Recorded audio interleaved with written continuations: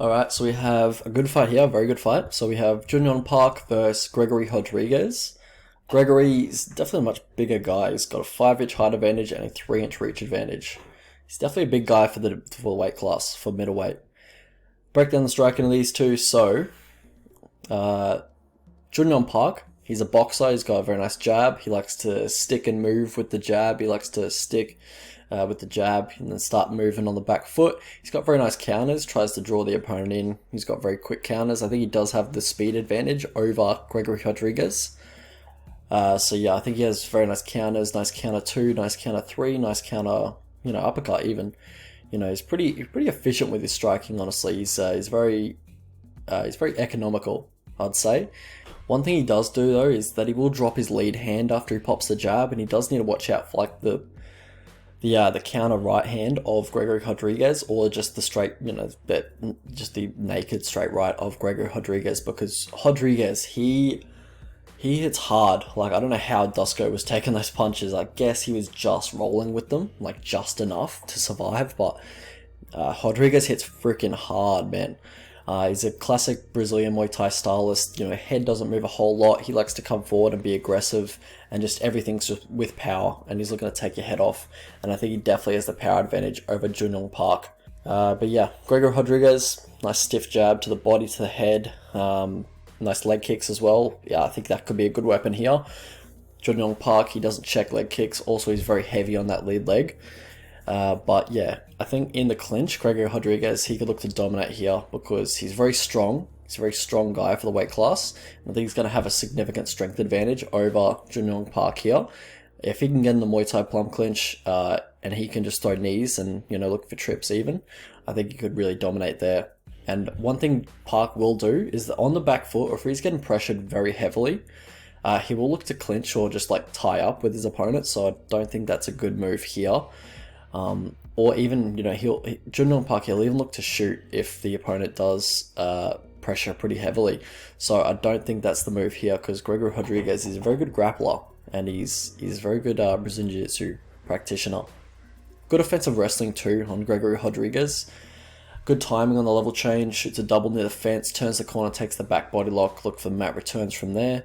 And one thing Junyon Park does do is he will give his back to get up. So if Junyon Park does get taken down, he's going to give his back to get up. Either Gregory Rodriguez can take the back, or he can just grab the wrestling ride and just look to mat return from there.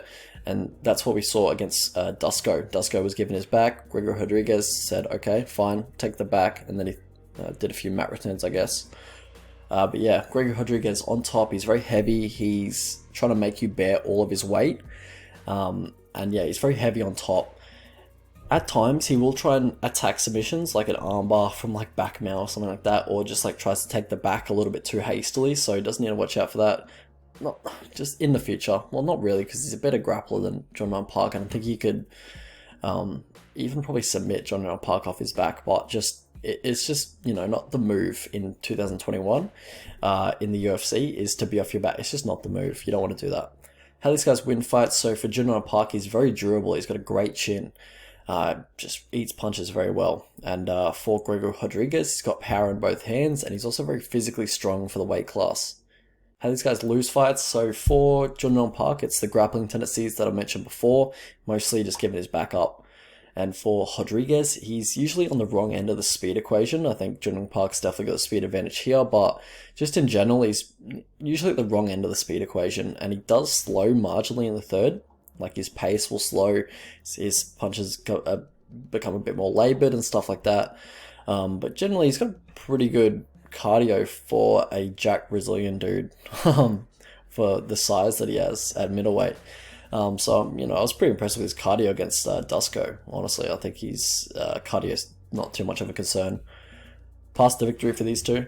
For Junyon Park, look for the volume on the jab and don't engage in the clinch. I think that's a bad move for you here. For Rodriguez, look for low calf kicks. Park's heavy on that lead leg. He's always looking to pump out that jab. So, yeah, look for the low calf kicks. Look to slow down that jab. He won't want to put, too much weight on that front foot. And in turn, the jab volume will slow down. Look to clinch up, look to throw knees to the body, look to really dominate in the clinch. If you're Gregory Rodriguez, also look to mix in the wrestling quite a bit. I think you can look to take the back quite a lot, as he will be giving it up every time to get back to his feet. If you can't get the hooks in, like to take the back, then just settle with or just retain the wrestling ride and control from there, mat returns, and rinse and repeat that process. So how I see this fight going? Honestly, this is the most intriguing fight in the card for me. Probably aside from the main event, actually. Paulo Costa versus Vettori, I think that's a little bit more intriguing. Just the headspace where both those guys are at. But both these guys are very good fighters, and they're both very well-rounded mixed martial artists. And I think both of them would not look out of place in the top 15. I think they would hold their own against top 15 opponents, honestly.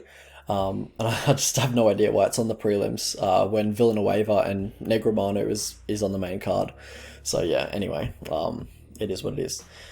On the feet, I think it's going to be fairly competitive. Rodriguez, he's going to be on the front foot. He's going to be landing some, big shots. He's going to be landing some good shots. But I think Park will be landing more and ultimately just landing the cleaner shots. And I think he does take it on the feet with the volume as well.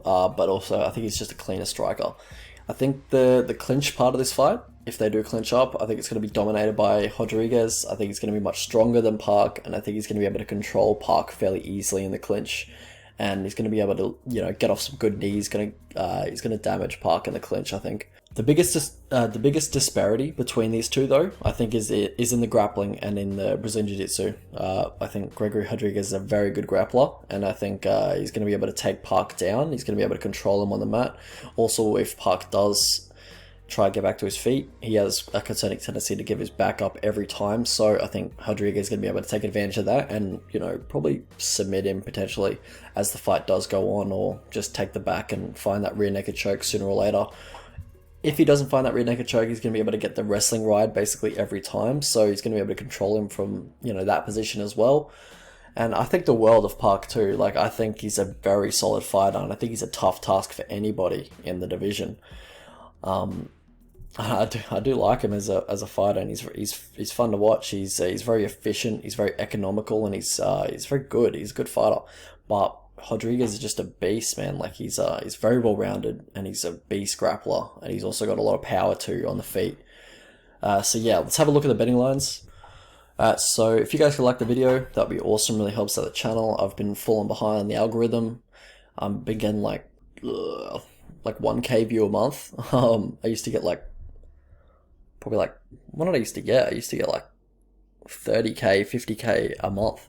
So I'm looking to get back to that and get some money back because I've just been slacking lately. So I'm looking to get back on track, and yeah, if you guys could help just by liking the video and just promoting it a little bit, just by liking it, like that's all you have to do really. Really helps out the channel a lot, and helps me a lot. Hopefully get some cash from this shit, but yeah, prediction is Gregory Rodriguez by submission. I think round 2 I said. It doesn't really matter what round, it's just more the tendencies that I've gathered that I think he'll get subbed. I think Park will get subbed. When people say the round, it's more just like the cherry on top. Like, I have no idea what round it's going to be. It's just more the tendency I've picked up on. So yeah, I'll say a round just to be super specific, but it is what it is. I've gone on a stupid tangent of this, but anyway. So I'm probably going to be betting Rodriguez. Oh, he's the favorite now at some book at Bet Online. Yeah, I like him as the underdog for sure. Probably going to be betting him. Both of them are very durable, so I think the distance line is correct. Where's Rodriguez by submission? Oh, that's not what I wanted really. No, it's not. Submission round 2. Where's that? Yeah, no. But yeah, I think the money line is okay enough for me. That's what I'm going to be betting.